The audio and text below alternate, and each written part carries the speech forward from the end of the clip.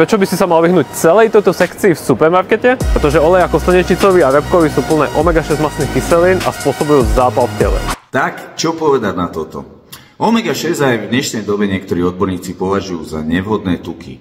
Omega-6 sú extrémne dôležité pre správne fungovanie zdravého organizmu. Kyselina linolová je polynasytená omega-6 mastná kyselina. Je esenciálna, takže ju musíme pridať v strave. Už roky je dokázané, že pre zdravie je rozhodujúci pomer medzi omega-3 a omega-6. Nie je celkový príjem omega-6 mastných kyselín.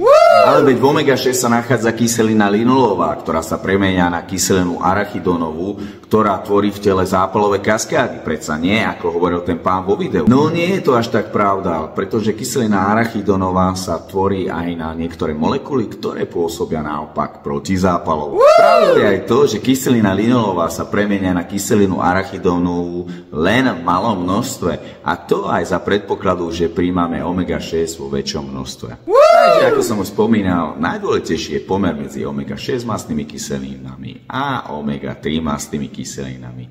Najlepšie je 2:4:1. Omega-3 a kyselinu alfa-linolénovú nájdete v rôznych semenách, orechoch, ale aj takom repkovom oleji, o ktorom daný pán hovoril, že sa mu máte vyhnúť.